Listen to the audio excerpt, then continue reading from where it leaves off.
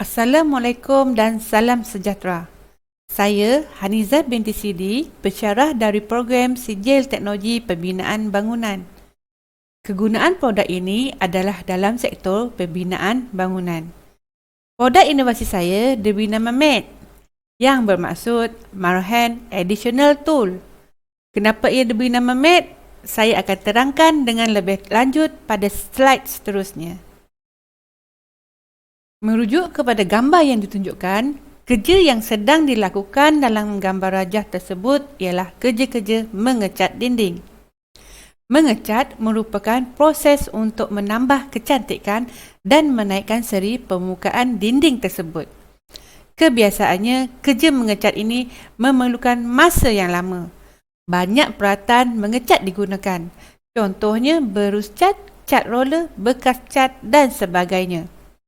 Serta kerja mengecat pada bahagian sudut adalah paling sukar dilakukan. Masalah. Kalau kita lihat pada gambar rajah ini, ianya menunjukkan dua kerja yang sama tapi kaedah yang berlainan.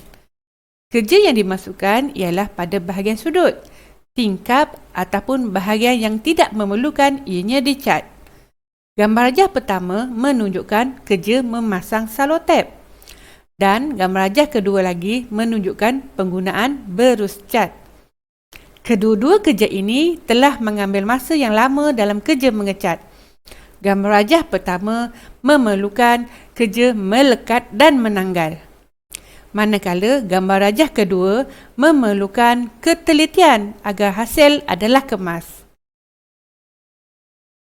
Oleh itu, satu produk inovasi telah direka cipta dan dihasilkan bagi menyelesaikan masalah yang disebutkan tadi.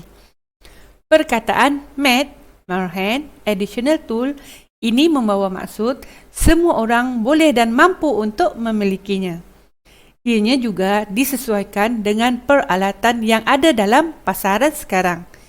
Berbeza dengan peralatan yang canggih, memerlukan pembelian secara pesanan dan memerlukan kos yang tinggi untuk mendapatkannya.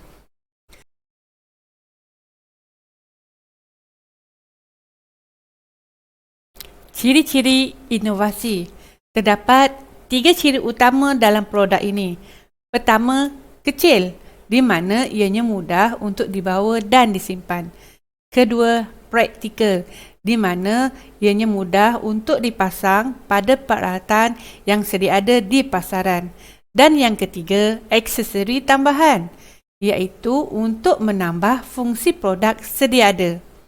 Ia merupakan pilihan pengguna jika diperlukan. Mari kita lihat cara penggunaan produk inovasi ini dalam video yang disediakan.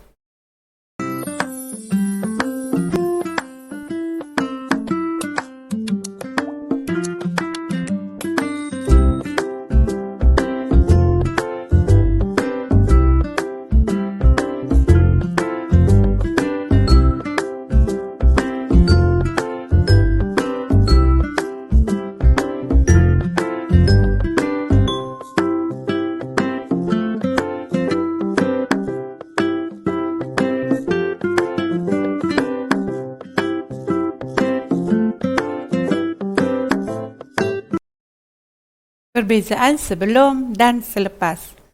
Gambar rajah ini menunjukkan dua perbezaan peralatan yang digunakan dalam kerja mengecat. Kalau kita tengok gambar rajah sebelum, terdapat banyak peralatan yang digunakan. Manakala pada gambar rajah selepas, hanya satu peralatan dengan aksesori tambahan.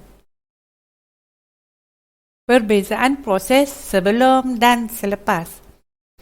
Kalau kita lihat pada slide ini, terdapat dua proses kerja mengecat, iaitu sebelum dan selepas. Proses sebelum terdapat 6 langkah, manakala proses selepas hanya ada 4 langkah. Secara keseluruhannya, produk inovasi ini banyak memendekkan proses kerja. Impak. Terdapat 4 impak yang ada pada produk inovasi ini. Pertama, ianya mudah, di mana kerja mengecat bahagian sisi atau sudut menjadi lebih mudah. Kedua, kemas.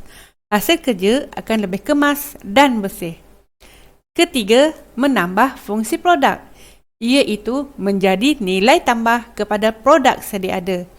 Dan yang keempat, penjimatan, di mana tempoh kerja dipendekkan dan tenaga dapat dikurangkan.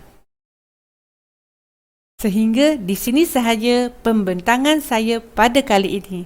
Sekian, terima kasih.